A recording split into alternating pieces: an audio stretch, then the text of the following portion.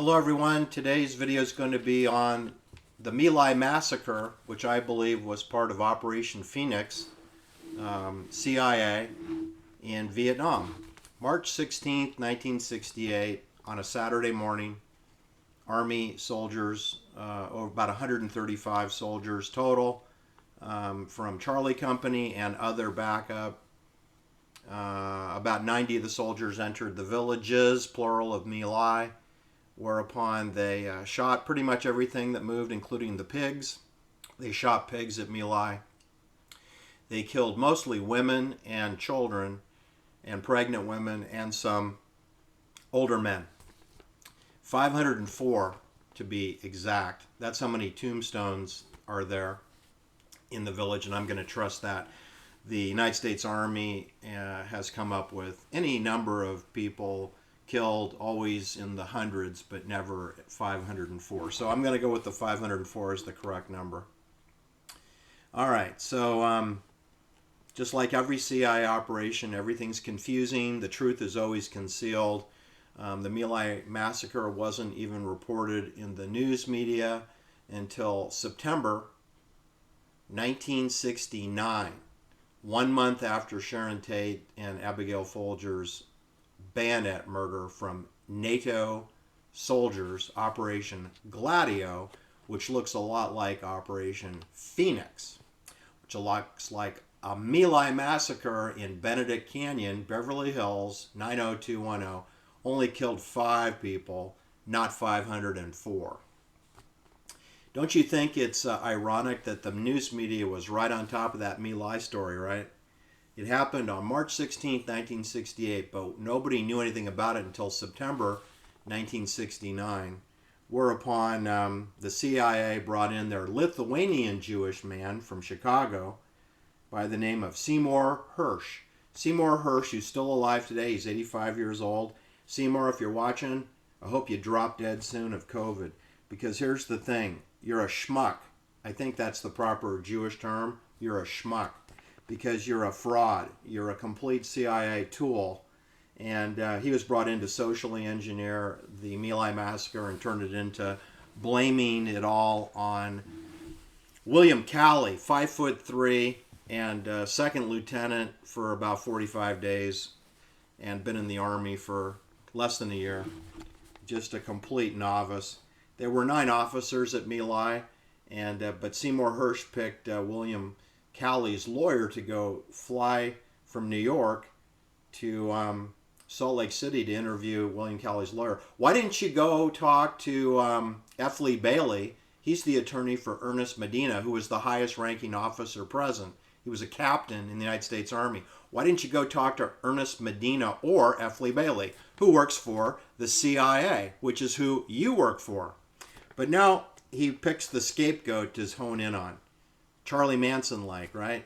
Charlie Miles Maddox, not his real name is Charlie Miles Maddox, but, you know, Lawrence Schiller likes to call him Manson. I've got 5 Jewish people that are involved in the My Lai Massacre story, either directly or indirectly.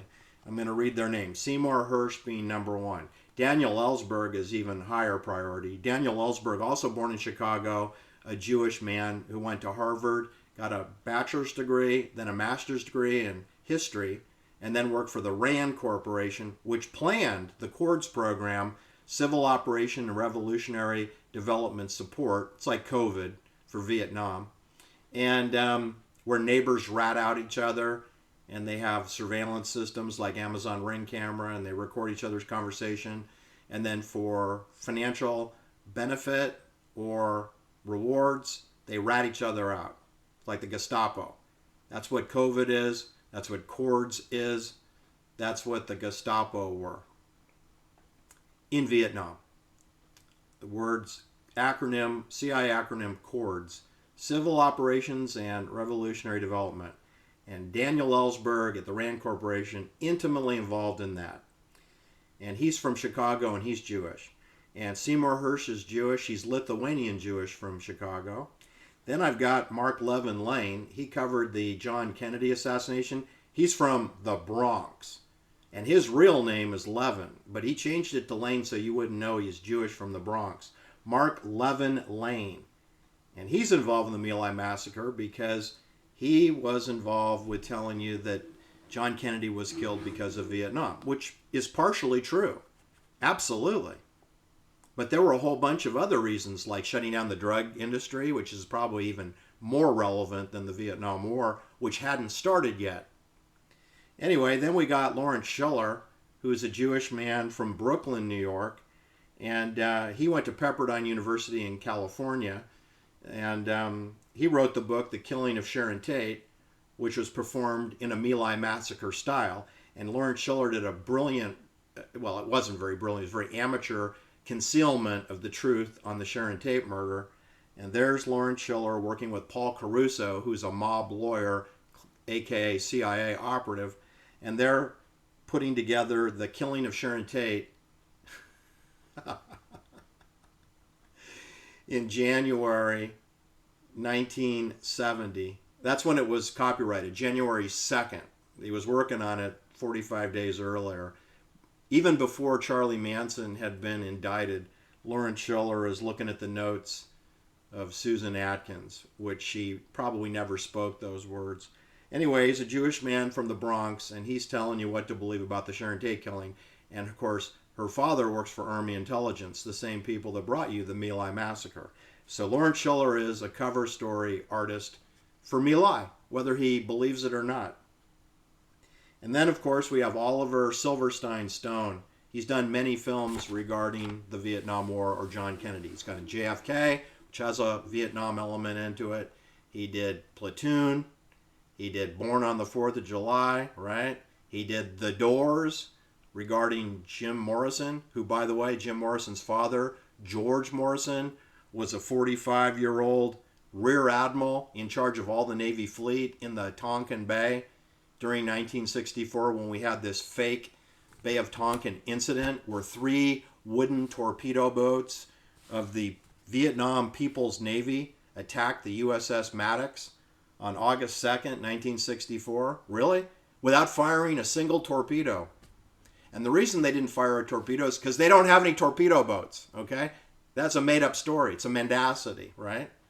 They also reported that there was a second attack on August 4th, 1964, but I don't really have any information on that. But supposedly, the Navy killed 4 Vietnamese sailors. Let me give you the translation. Fishermen, and wounded 6, which is 10 casualties, which I believe there's some fishermen who got pummeled by the U.S. Navy as sacrificed in order for a 10-year war, which we call the Vietnam War, Vietnam conflict. You know, the good guys versus the bad guys, the democratic believers, colonial believers versus the communists. But don't you see, the colonialists are communists, basically. Fascism is communism, really. It's college of corporation control. Mandates, edicts, ultimatums. No democracy is part of the United States government. Anyway, what I'm trying to tell you is that Oliver Stone skipped over that part. And that's what all of these Jewish people do. Daniel Ellsberg, Seymour Hersh, Mark Levin Lane tells you what to believe about John Kennedy, and also Jim Jones of the People's Temple Agricultural Project, which he renamed Jonestown. Lawrence Schiller, he wants to tell you what to believe about John Benet Ramsey and Marilyn Monroe and Sharon Tate, the killing of Sharon Tate. And he wants to tell you what O.J. Simpson believes and thinks of, right? Those are all CIA-involved incidences. And Oliver Stone, he's a social engineer that went to Yale twice, and he taught English to children in Saigon near the embassy, if not in the embassy. What children?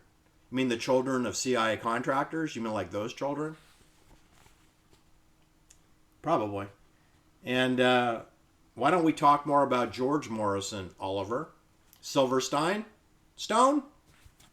Anyway, what I wanted to tell you is most people are under the belief that the My Lai Massacre was reported in a timely manner, which it wasn't, and that it was broke by this genius sleuth, detective, investigative reporter Seymour Hersh, a Lithuanian Jew from Chicago. No, he didn't break the story. No, you want to know who did?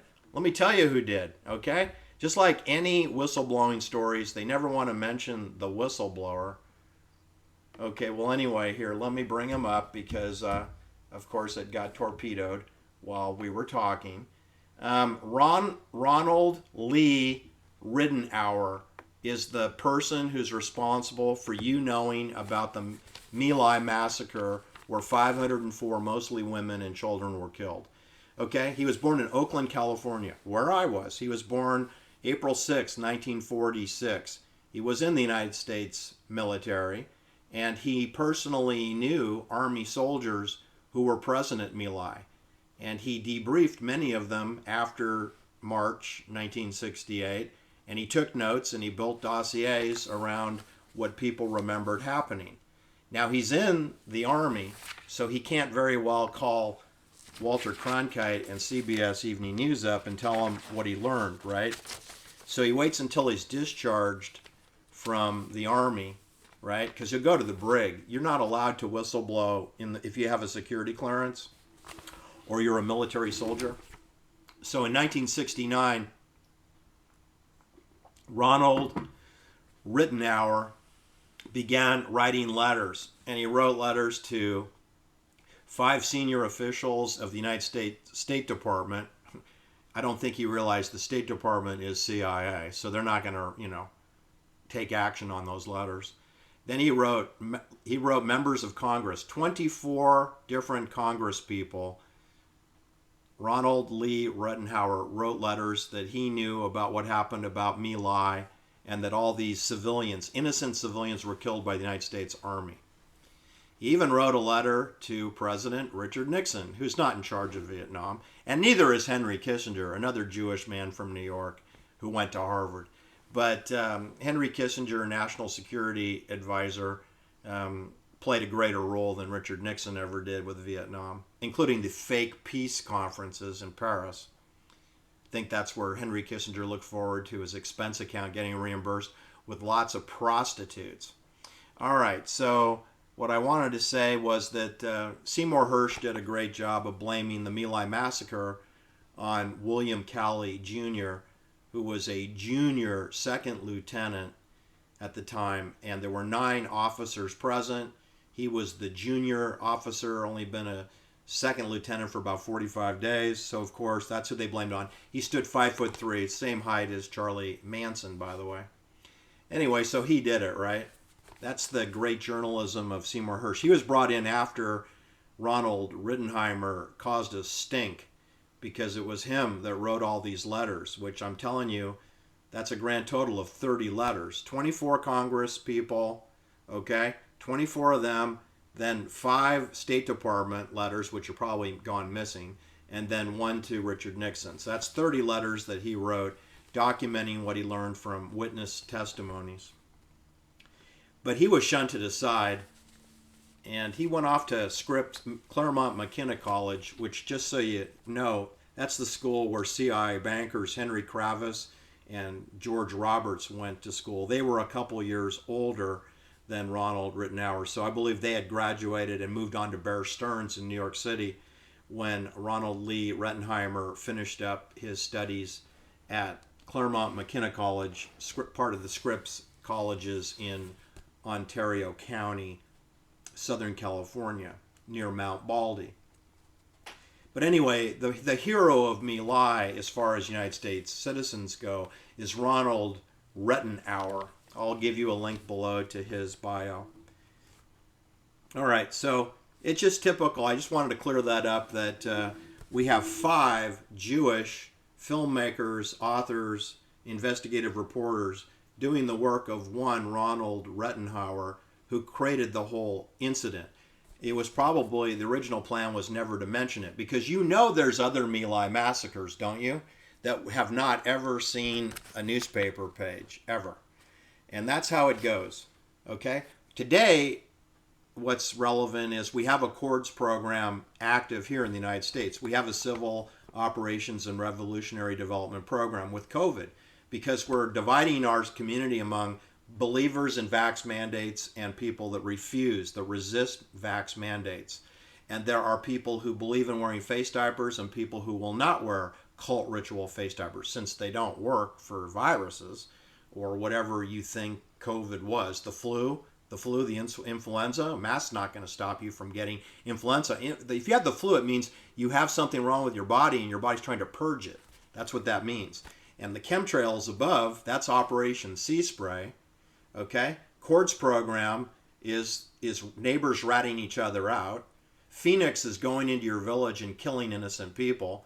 Operation Gladio is blowing up buses and bayoneting people like they did at Benedict Canyon on August 9th, 1969, which happened before the My Lai Massacre was discussed in the media.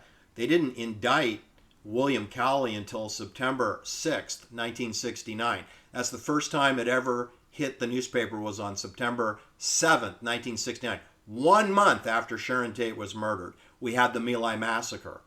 1 month. But it had already happened 18 months earlier. You see the mendacity and the poor media presentations. Then they brought in Seymour Hersh, and he couldn't stop writing over the next years. He's writing all kinds of investigative, and people are flying him all over the country. Someone's paying for his hotels, his food, his airplane bills, because I can assure you, he's not paying, just like Mark Lane didn't pay for his airplane flights either. So Daniel Ellsberg, Seymour Hersh, Mark Levin Lane, Lawrence Schiller, Oliver Silverstein Stone. 5 Jewish men from two from Chicago, the rest of them are from New York area, and they're all covering up the My Lai Massacre. Anyway, Ronald Lee Ridenhour, born in Oakland, he ended up moving to New Orleans, Louisiana, which is a CIA facility, port facility town, right? And then he goes, plays racquetball. He's 52 years old, dies of a heart attack. So I'm going to call that a murder, because I don't believe 52-year-olds that are playing racquetball could have a heart attack unless they got the vax. And this is pre-vax. He died on May 10th, 1998 at age 52. That was a little payback for him violating his oath of secrecy. Remember, you take oath of obedience, oath of secrecy, and oath of world mission. And when you go into the United States military, you do that. Or else people die. We follow orders or people die, right? And just to finish off my talk today, it's better to be slapped in the face with the truth than to be kissed by a lie. And the long arm of coincidence will come and get you. Yes, it will, for all you bankers out there that are listening. Thank you, and please hit the like and subscribe. Have a great day.